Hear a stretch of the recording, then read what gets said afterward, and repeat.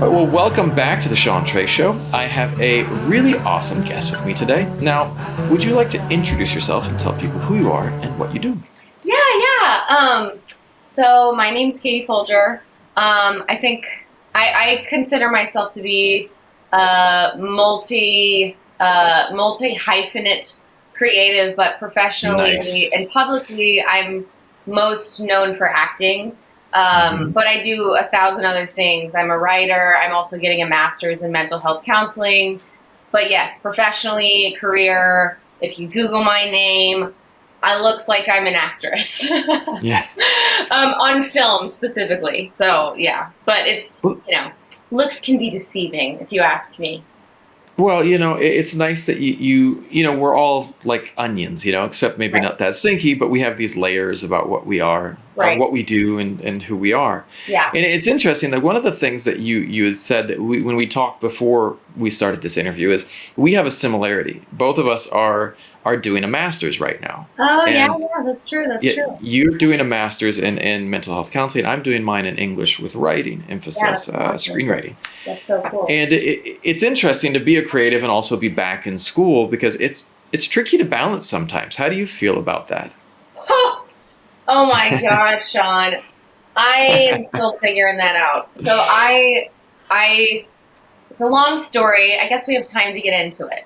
We have Um, plenty of time. So let me just give you some context. So I was living in New York City in 2019, um, and I was full focused on my film career. I was studying at UCB in New York, and like I was Hmm. laser tunnel visioned on ascending in my film career and my comedic work specifically. And then, long story short, I experienced several unrelated instances of sexual harassment in a very condensed period of time. And I come from some familial history of domestic violence, not personally, but in my generational history. And Mm. so I basically, it was deeply traumatic for me, and I could not handle it. Mm. Um, and this all happened like right before the pandemic. So this was November Wow. 2019. I Wow. I didn't want to do pilot season in New York because I just didn't want to be in New York City for the winter.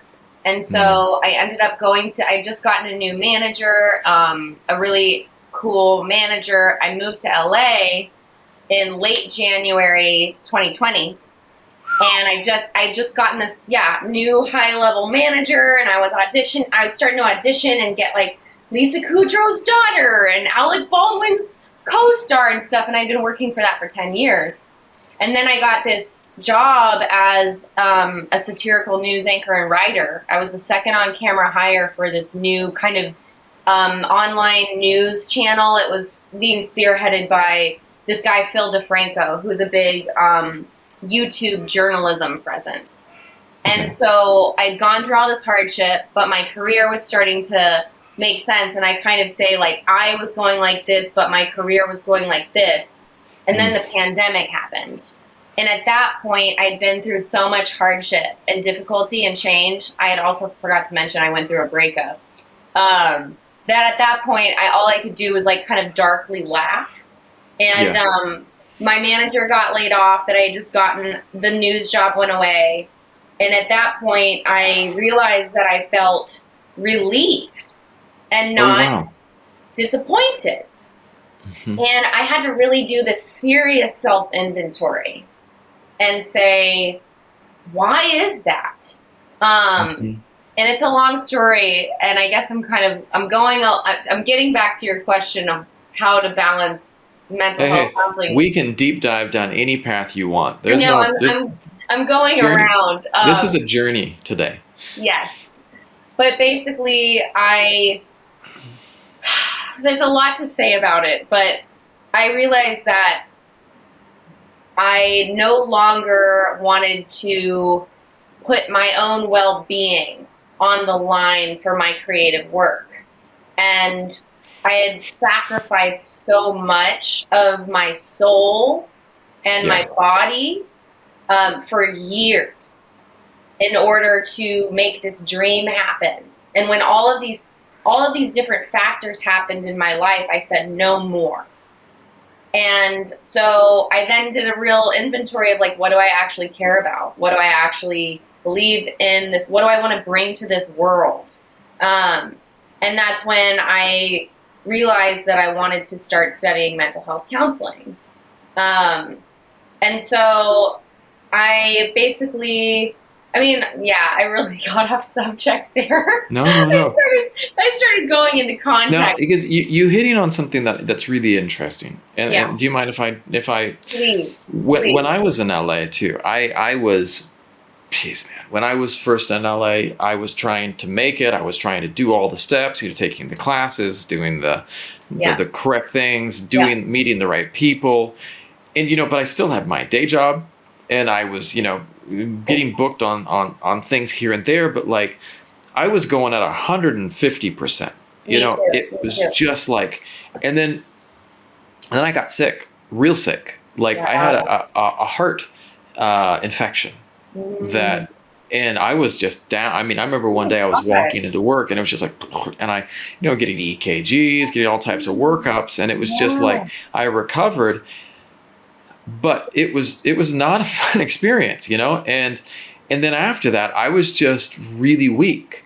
And it was interesting because at that time, I had studied acupuncture and Chinese medicine, and I kind of went back to school at that time. Yeah. And it was something that, when you work so hard or try so hard, people, we aren't taught to take care of ourselves. No. We aren't taught that there is this, and this is something that's really a big issue in Hollywood right now, and like why they're looking at a strike with the, because people, we're told to put our lives on the line for this work, and then before you know it, we're just told to put our lives and our beings and our spirits on the line for our work, and that's a symptom of a capitalistic society. I really have the word care. Is really, that's really up for me right now, because it has dual meanings. It's caring for ourselves, self-care. That's such a big term in like media, and especially like on social media, but also just like care, how we care for others. And there's I think to get a little reductionist here, I think a large issue with our global situation is that we've just forgotten or stopped prioritizing caring for ourselves and for others. And so, kind of to get back to your original question, what's super interesting is I had this big, through the pandemic, I was like, I'm done with the film world. I'm done acting. I don't want anything to do with it. My tolerance basically bottomed out. And I was like, I will not participate any longer in a toxic work system. I do not want to be, I would rather live a life of anonymity. Like, I would rather live my simple, quiet life than sacrifice myself to this machine. And so then I said, and then, another piece of a machine that takes people, chews them up, and spits them out. 100%. Yes. It's like a Coca-Cola can, and then tossed aside. Yeah, it doesn't care. It doesn't care. and so,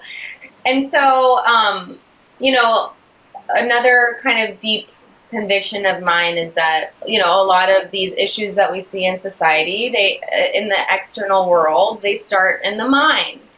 100%. And so that's why I decided, my artistic work has always been, I've always seen it from a lens of service. But there was always a social justice part of me that you don't quite, yes, the artistic work is a service, but you don't quite get that direct. It's a much more indirect process. If I'm making a movie that's this beautiful story and I'm putting my heart into it, it's not going to reach audiences for 2 to 3 years. So there was a piece of my spirit during the pandemic that decided, because I saw all of this, I mean, I'd seen this strife for years, but it reached these loud cacophonous levels. Like every volume of suffering is up right now. And I just was like, all right, I want to jump in. I want my name. I want to be in the ring. And I want to help people in a way that I am naturally gifted, which is like creating a safe space for people to be who they are. And so that's why I'm studying mental health counseling. So we got all the way back to this question. Funnily enough, I'm done with the film industry 2 months before I'm starting my master's program. I run into an old executive producer friend of mine. I was seeing a movie. I live in Austin. That's something worth mentioning. I was seeing a movie at Austin Film Society, and I ran into one of my friends, and he was like, we hadn't seen each other in a while, and we were so happy. And he was like, Katie, are you still acting? And I was like, David, I was like, I will act for the right, like, if someone brought a script to me and it was really fucking cool. I don't know if I can curse on this. Yes. Go away. Okay, cool. Go to town. I was this is not family friendly. Okay, great. I was like, if it's really fucking cool, I will consider it. Like if the role, but I was like, David, I have no tolerance for bullshit anymore. I was like, I'm not doing bullshit. I'm not doing bullshit projects. And he was like, I don't know any details about, like, this is a Bay Area director. It's like, I'm working on it, but he was like, I'm too busy. I'm just kind of an executive producer, but let me just send you the script. We can talk about it. I'll send you the script and then we'll discuss. Long story short, I love this script. Like, it is awesome. One of the funniest, if not the funniest script I've ever read in my life. The character, so it turned out that the director had seen me in a film and had I was in this movie that my friend David had produced, and the director on the West Coast had seen me in that project.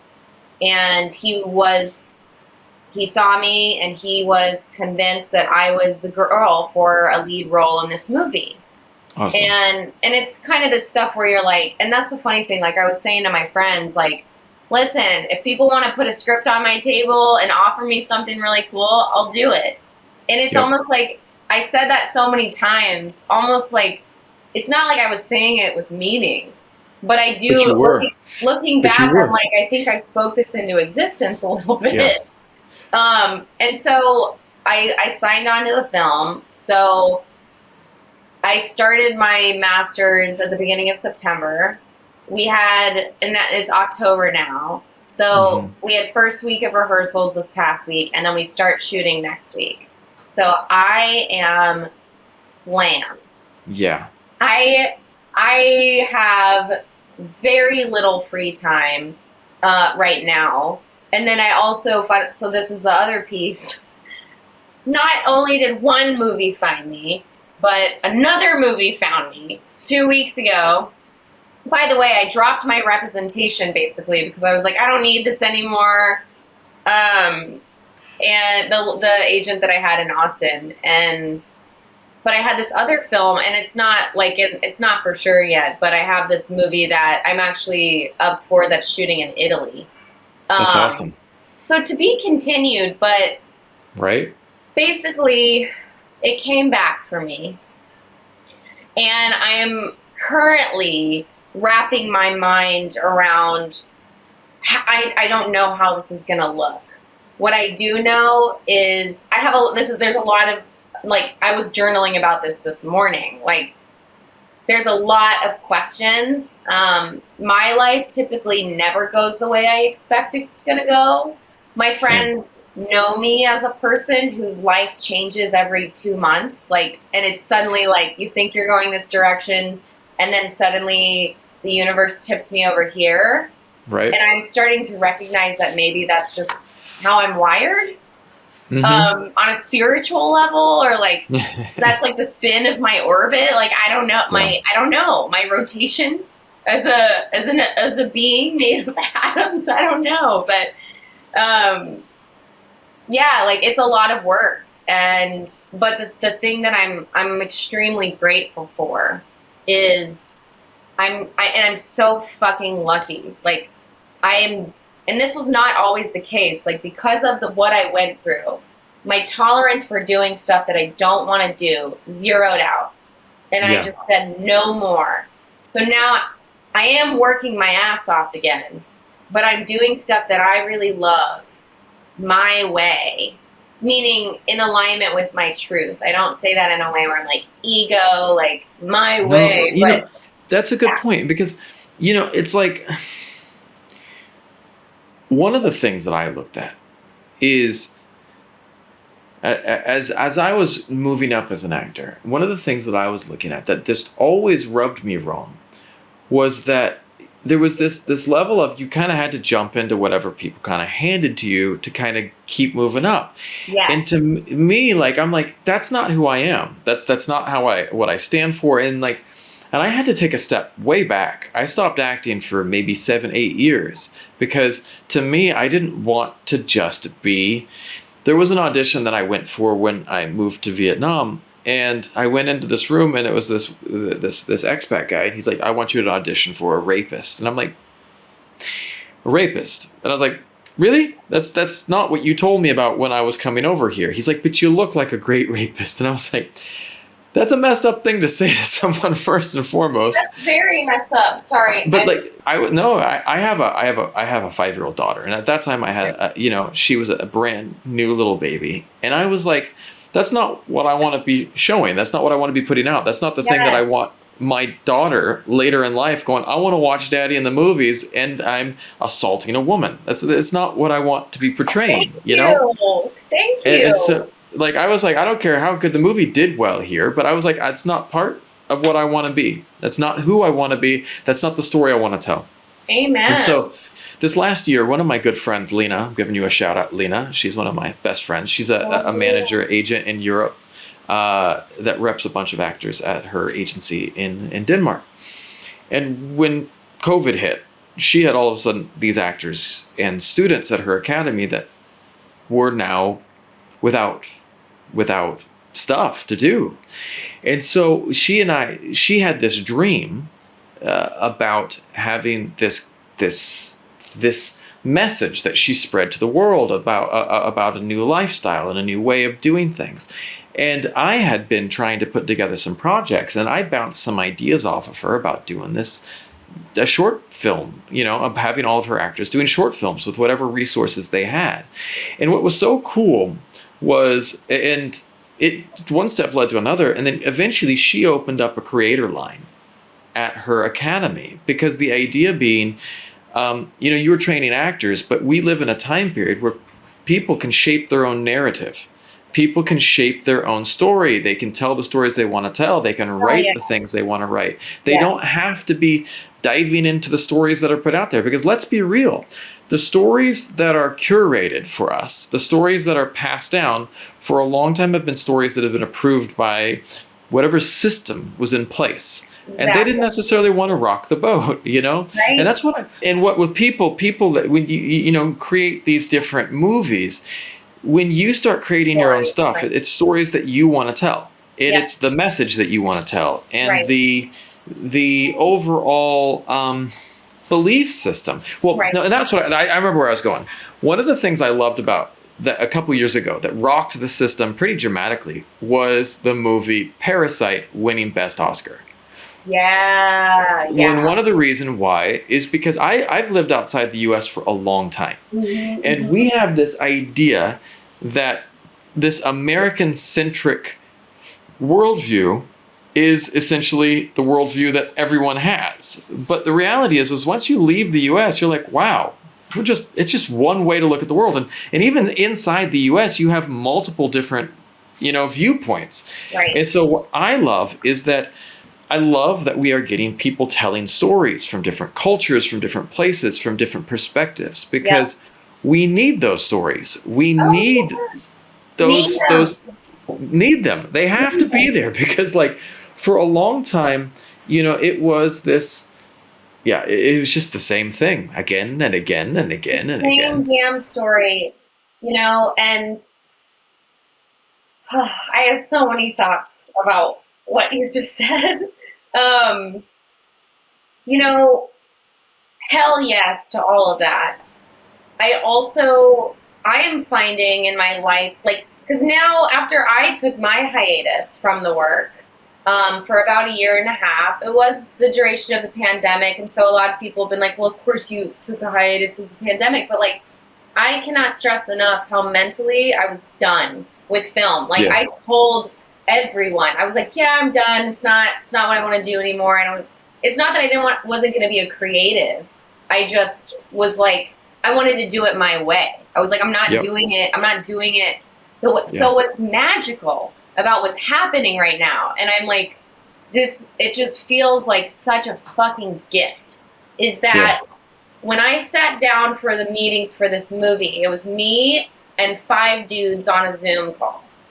And let me just go ahead and stress, like, beautiful, lovely men that are great. They're not like shitheads. Yeah. Nobody, like, great, Got it. lovely people.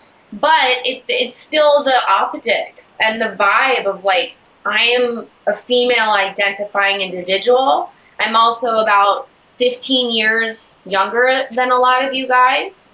So there's a natural dynamic of, like, and Yeah. I'm also the hot girl in the fucking script. So, like, there's this I'm the sexualized being in this script. Yep. And so there's and the script is highly sexual. A lot of the comedy is very sexual. Listen, I'm a sex positive individual. I'm pretty open about sexuality. So that's a cool thing. It's not a red flag necessarily. It's just, when I sat down with them, I was like, if you want me to work on this movie, I was like, I'm going to be very direct, and we're going to have long conversations about why this material is in the script. I was like, I'm not just doing this because it's on the page. I was like, we're gonna sit down and we're gonna really look at this and examine its intentions. And we did that. And I truly, like, there are wonderful, cool people attached to this movie that have done really, really great shit. And so, but I regardless was like, even though this is a good opportunity, if I sit down with this writer director and I find that the intention behind these words and these scenes are not clear, I'm not doing it. Yeah. And I made that very, very clear with myself and with the team. And in the process, I think because I was myself, because I used to shrink myself on sets, and I used to shrink myself because people were projecting onto me that I was just an actor. Yes. Because I used to shrink, I did not shrink myself, and I said, this is who I am, this is what I believe.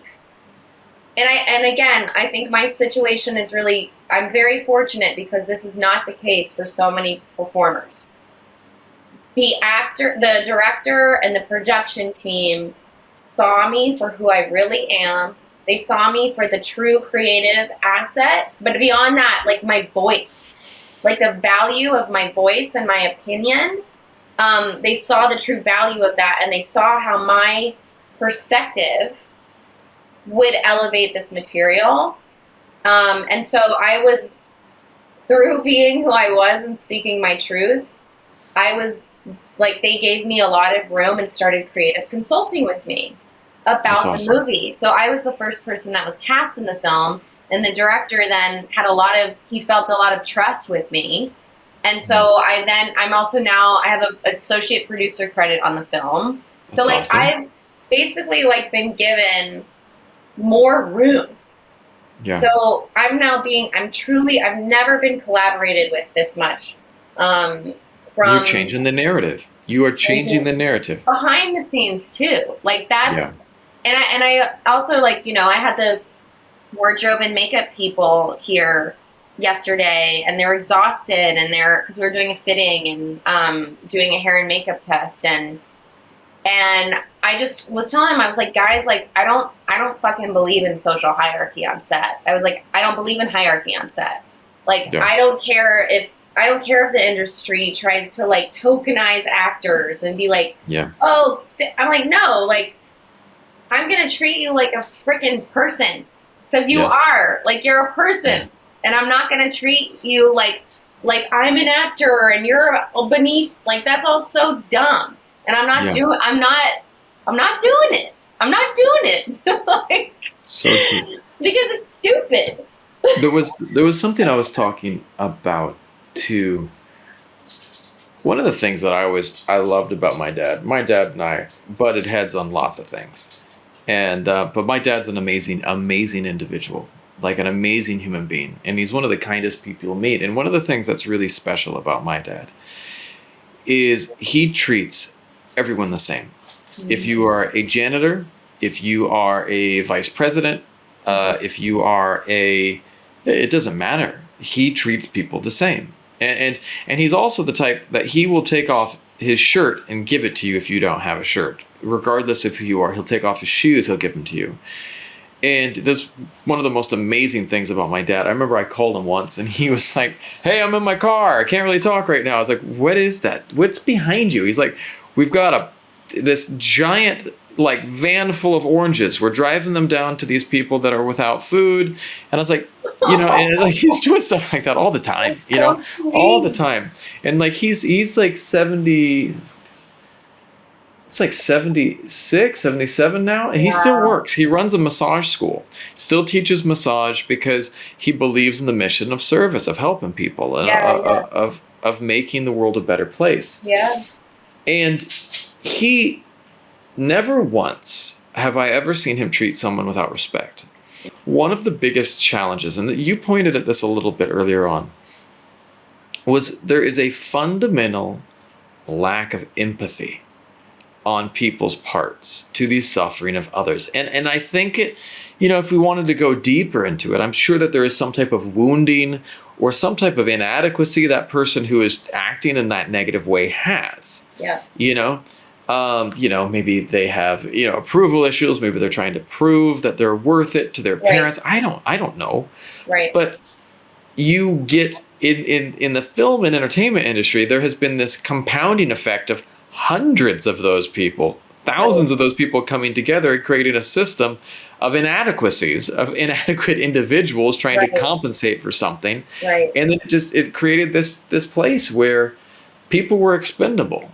And you go back and you look at, like, I love the movie Hail Caesar, the old Coen Brothers movie about like old Hollywood. Mm-hmm. And one of the funniest things is, like, back in the early Hollywood, they like, now I'm sure, one of the things I remember, like, when I was an actor early in my career and I was signing up for all the casting networks, and like there's all these damn check boxes. You know what I mean? Yeah.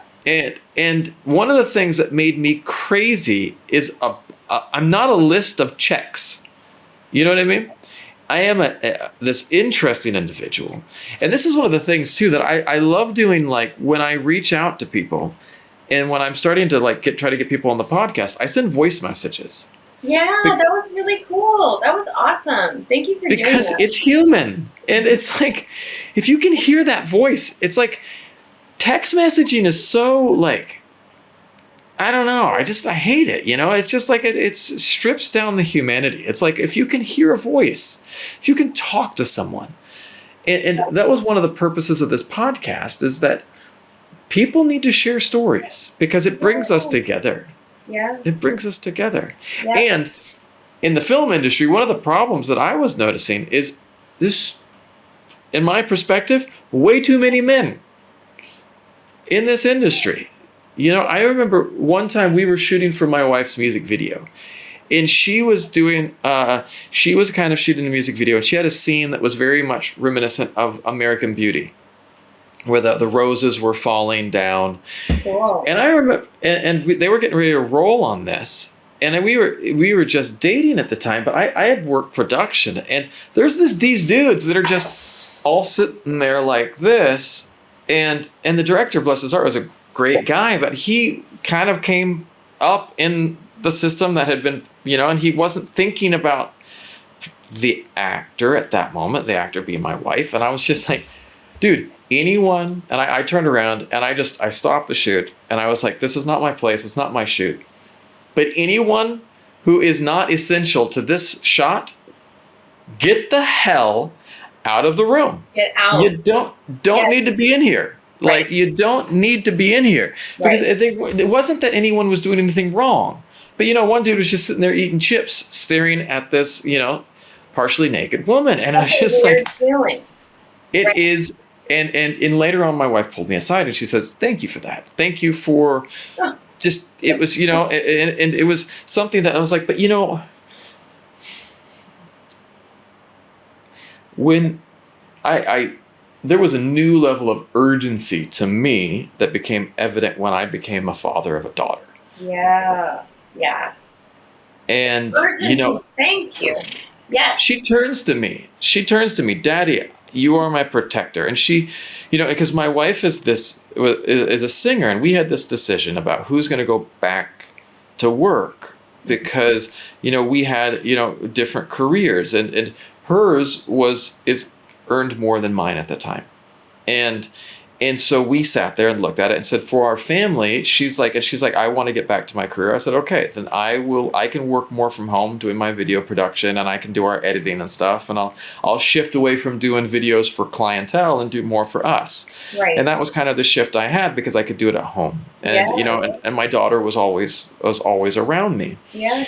She doesn't like it to be in a different room than me. Mm-hmm. She doesn't like to be apart from Daddy. She's really, glued to my hip. And then I'm a black belt in martial art and judo, and then I studied Muay Thai and karate and taekwondo. So, that's cool. I feel she feels safe with Daddy, but I won't always be there. And how do I making sure that she's going to study martial arts with a good teacher who's can teach things that can help protect her. You saying that, I was like, I really need to get into some martial arts classes. That's my For sure. I think everyone should, both men and women. Yeah. But the thing is, and this is one of the reasons I was motivated by this podcast too, is it's like one of the things that we can do to protect little boys and little girls, because let's be real, little boys are in danger too, because they're being indoctrinated to become these a-hole men, and they're also at risk of abuse and trauma, and so we need to change the system. The whole system has to change. 100%. Yes, and it's top down. That's the thing. Yes. Like, you have these larger concepts. You can say, oh, we need to make room. We need to make room for Black voices. We need to make room for female voices. We need to make room for non-binary voices in politics and leadership positions and the film industry. And because it trickles down. So it's like, it's top to bottom and bottom to top. Like, the personal is political and vice versa. It's like, all of these larger systems need to transform. But then that means the only way that they transform is if we make choices moment to moment to moment to moment to moment in our lives. And that's why present. It has to be personal. Right now. Present and personal. We have to, so I can say that I want more female leaders. I can say that women need to speak up. I can say that I want more nuanced representation of women in media. But if I'm stepping, and here's the thing, like, it's taking it from a knowledge realm to an active, embodied realm. So these are ideas that I've been collecting and aggregating for the last 10 years. But now I'm getting now I'm confident enough, because before I was scared. But now I'm not scared anymore. So I'm confident enough to step in and say, this is what I need as a performer. This is what I think. I'm going to be who I am, and I'm going to speak up. And I want to point out something too. You don't always have to understand it, but by gaining experience, you can become empathetic to it. I've been outside of the US for now almost 10 years. And one of the things that, when I was outside the US, they were having a lot of the things, a lot of social movements started happening that were things that I was outside of, living in a different culture that had a different set of problems that they were addressing and looking at. And for some of them, I'm not going to lie, I didn't understand it. And it doesn't mean that I didn't agree with it, but I didn't understand it, because my understanding is based upon the ability to comprehend. And if you're not experiencing it, and then I remember like people talking about the non-gender bathrooms, and then I went back to the US and I saw them and I was like, this is actually a great idea. This is really interesting. It's really cool. But when I was sitting outside of it, when I was here watching this in the news for a little while, I was like, I didn't experience. I didn't talk to people who were that were non-binary. I didn't talk to people that were identifying as a gender other than, this or that. And so once I was able to go back and start talking to the people, hearing voices, and then I was like, wow, you're an amazing individual. I support you having the system support you. Right. And again, I'm not. And this is one of the things I think we have to be careful of, is judging the people who don't understand. If you're pushing back, if you're an a-hole about change, then you're an a-hole, Yes. But I'm so glad you got it here. People who don't understand it are not bad people. They're just people who don't understand. It's like you get someone who's like, I don't like country music, or I don't like hip hop. And then you go, how much hip hop have you listened to? How much country music have you listened to? Well, I've listened to like 3 songs. Well, that's too small of a sample size. You can't form an opinion yet. You know what I mean? And I think that so many people are programmed to believe a certain thing. But if we can show them a different thing, I remember the first trans person that I met, and it was my old student Wee, and she was from Thailand, and it was interesting because I was teaching English in Koreatown to non-native speakers. That was like what I was doing while I was trying to make it as an actor. Everyone else was working as a waiter. I was teaching English because that's what I had done overseas. And one day we were going around, and the textbook was written in a way, and it's like, do you want children someday? And all of a sudden we were going around and people were asking these questions to each other. And someone asked, do you want children someday? And she was like, but I can't have children. And the whole room just burst out into laughter. And I was like, teachable moment. And I said, who's to say that you can't? There are options out there. There are, and I was looking at different options. I was like, if you're interested in adopting or mentoring, or, in the future, what happens if the science progresses to the point where you can, it's like, and the whole room went quiet.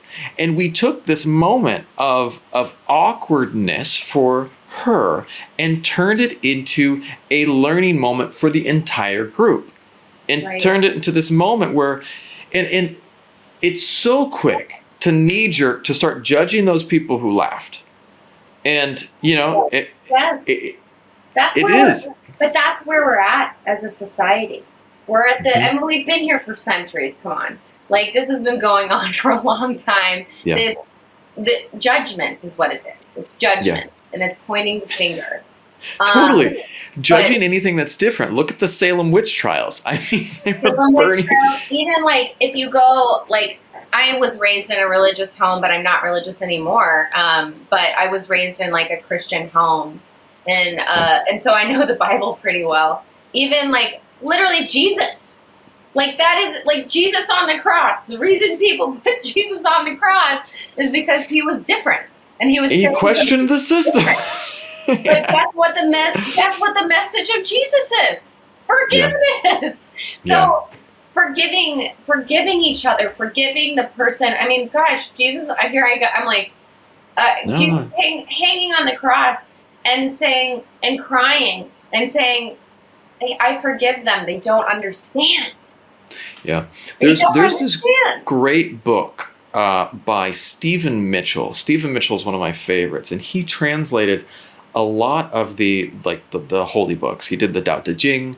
He has a translation of the Bhagavad Gita, and he has a really interesting one called the Gospel of Jesus. And so his whole thing is he went through the different Matthew, Mark, Luke, and John and tried to find stories that were throughout all of the text, so that, these things were written way past the lifetime of Jesus. So I mean, his point was like, let's try to pull things out. And there was one really interesting point that he brought up, that they called Jesus the son of Mary. In a patriarchal culture, he had no father.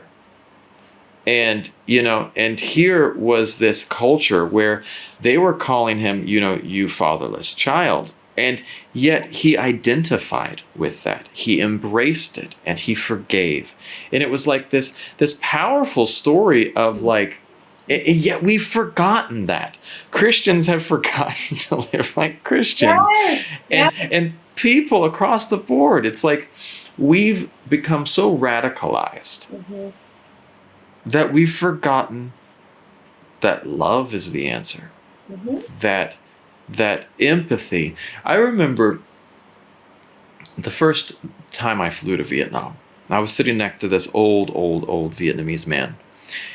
And he looked at me and he saw my arms, and I'm not super hairy, but I have hair on my arms. And it was just a really weird thing. It was like a 12-hour flight, and the old man leans over towards me and just starts petting my arm. Starts touching the hair on my arm. And he just was looking at it. He was like 90 something. Wow. And he was just like, he's just touching the hair on my arm. And he looks up at me and smiled. And then he looks back at my arm. And then he just pats me on the arm. And then he fell asleep on my shoulder. And his family was cracking up. But it's like, at that moment, it's really cute. It was adorable, And at that moment, he was sitting there, and through empathy, he was learning about someone that he had no experience with. And I think that one of the things that we have to do is have to be willing to open our minds to a new way. And it's so beautiful to hear about your story on this set, because you're changing the narrative, which is so much what we need to be doing. Thank you. I'm trying. I mean, I'm just being myself. That's it. Like, I'm just being who I am, and I'm being myself. And so the thing is, like, a little context too, I moved a lot as a kid. I lived all over. But mostly in Texas. Like, I was born in Illinois. I lived in Australia as a kid, but I mostly grew up in a mostly white, decently affluent suburb of Dallas-Fort Worth. And so I'm like a lot of people, because I live in the city. I live in Austin. I live in I live in the blue dot and the Red Sea is what they say. And people in the city, like even my neighbor, my back house neighbor, she's like, I don't see how you survive in that kind of community. And I say, I am actually so incredibly grateful. I come from a place that I do not align with the general communal beliefs there, because I just recognize, and again, it's a spectrum. Some people are, I think there is willful ignorance a lot of the time. And so I'm not in any way condoning and saying just because they don't know they shouldn't be held responsible. What I'm saying though is, at the end of the day, I'm in complete agreement with you that we're not going to get to the place we want to be if we're villainizing everyone and continuing the pattern of othering people. Yes, othering people is so dangerous. Rather than simply saying, like, I know for a fact that the community that I come from, there are not a lot of trans, or at least outrightly trans or non-binary voices. And so when a community isn't when rural parts of Texas, because I've seen it all. Like I've traveled a lot. I've seen these tiny little towns that are isolated, and but even like the suburb that I'm from, the very Christian white suburb that I'm from, they're not interacting. Like I didn't interact with many minority voices growing up. I was fortunate that I lived in other states and other countries, so I do think that I had naturally a more open mind than I would have if I was simply sheltered in that community. But they don't interact with trans voices. Whereas I'm living in a city in an artistic community, and I have a million friends that are queer, gay, trans, non-binary, pansexual, all of it. And I interact, and I get to see and be with the humanity of that individual. It's so easy when you're not exposed to people that are different than you to make judgments about them. So, but it's really, I want to go back to that point that you made about villainizing. Like for me, my main trigger, I know it. I know what my blind spot, I know where my judgmental trigger comes up. And my judgmental trigger comes up with people that are closed-minded, that that are very affluent and not giving. It comes up in the Hollywood scene where I'm like, oh, these fucking idiots who are so egotistical and surface level. Like, that's my blind spot. That's where I say, y'all are dumb. And I admit that. I'm like, y'all are dumb. Y'all don't get it. And that's when I start getting on my high horse. Yeah. And that's where I know that's my work. Like, that's my space that I have to work, is opening my heart. But then it's a balance, right? Of like saying, yes, there's a lack of understanding there, but we can't, it's not enough to permit it. Yeah. You have to be in conversation with it, you know? And you have to be part of the solution. You know, it's like, and that's the thing in that moment where I had my student that was in this position, and the traditional social structure was suddenly, we had a chance to make things I didn't know actually where it was going to go, but I started a discussion. And by starting a discussion, it worked itself out. People got to hear her point of view. People got to hear her story. People got to hear, and that was enough. Maybe we didn't change everyone's viewpoints. You know, maybe we didn't change the way they approach the world, but they were at least able to listen. And if we can start listening to other people, we're going to make a lot of headway into finding solutions. Because right now, people don't want to listen. And we are allowing ourselves to be divided by people who profit off of division. And you know what? To me, I think we need more love. We need more empathy. Yeah, of course. And this is the thing that I forget too, that helps me. When I have trouble with someone, whether it be a grumpy taxi driver, or a day that my wife and I are having problems, or a day that someone else, if I think of that person as a child, if I visualize them as just being like a little child, because really all of us are inside that little kid that needs a hug, that wants to be told it's going to be okay. Yeah. If you think about people that way, doesn't excuse their negative behavior, but it can allow you to then approach them in a way that is more caring. I was blessed to be able to be a children's teacher for a long time. And I taught a bunch of little kids, and kids are not racist. Kids are not hateful. Kids can be naughty and destructive, but they don't come with that training. That is trained into them. And some of it's not trained into them. Some of it is just they never experienced that. It's like my daughter has grown up without the experience of snow. And she's like, I want to play in the snow. I'm going to be in the snow for 12 hours. I was like, that's not going to happen. You get cold in the snow. And it's fun, but you got to come in and warm up. Yeah. And so, I live in a tropical country where the concept of snow is foreign. The concept of don't play in the yellow snow. That's dangerous snow, It's like, don't go in the brown snow. That's muddy snow. You don't, and you got to be careful about getting rocks into your, when you're making a snowball, and make sure there's no rocks in there so people can't get hurt. Mm-hmm. It's something that she is not able to conceptualize because she doesn't have any of it around. Right. And her closest conceptualization of snow is from what she's seen on Frozen. And it's a minor example for a larger thing. Great metaphor. Yeah. That we have to give people exposure, which comes back to the story.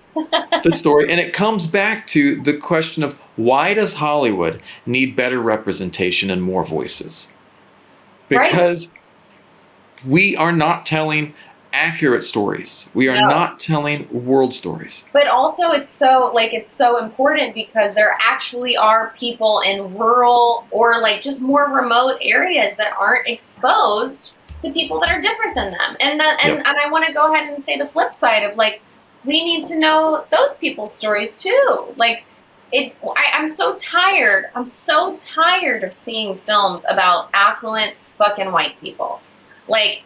Sexy, affluent, and that's the thing. I understand it's a business. I get it. We like to look at pretty people. I get it.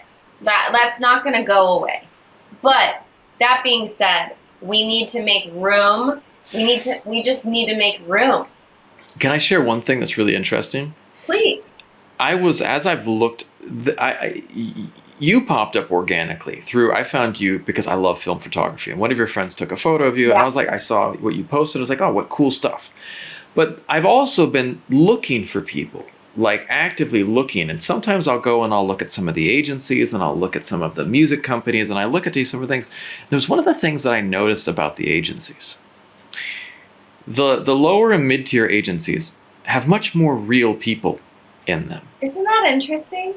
When you start getting to these upper tier agencies, and I'm not judging them, I'm not judging anything, but these people start becoming really, really beautiful. Models. They're really, really picturesque, And I was like, it's not the general slice of the population there, right. Right. And it's they're picking stuff that's marketable. I understand the way business works. I'm not blind to making money. I understand that. Right. But it's not truly representative of the world around us. No, it's not. And I was really fascinated by that. Well, it's an ideal, someone said something to me.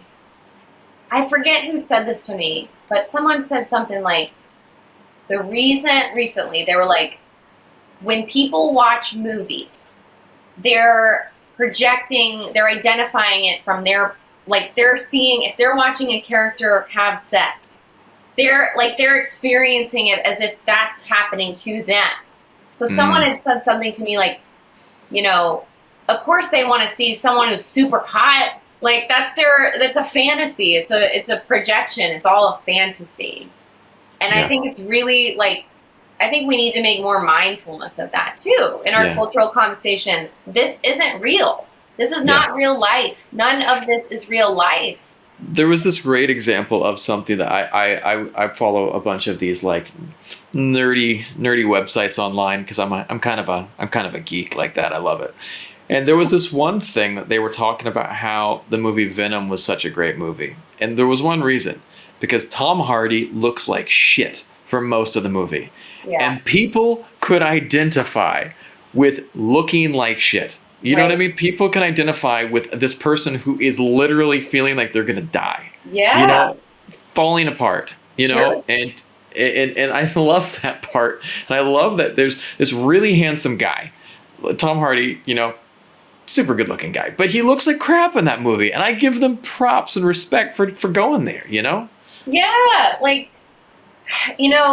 This kind of relates. This is all very everything we're talking about is super tight together. But interestingly enough, the movie that I'm doing is basically about, it's a projection from this guy's mind, of like, it's a whole movie about how this fantasy leads this man astray. And everything is this hyper ridiculous projection, and it's all inaccurate and it's all bullshit. And the whole message of this movie is how projection and fantasy can be very dangerous when you're not grounded in reality.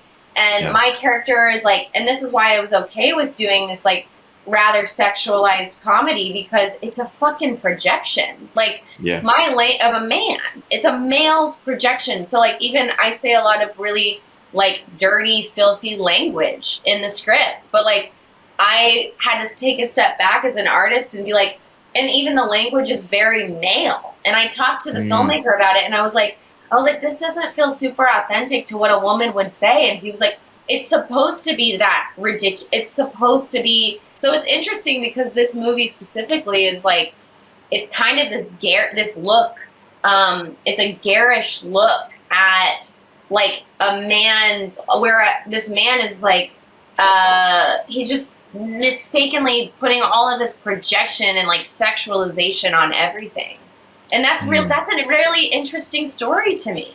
And so, it's just,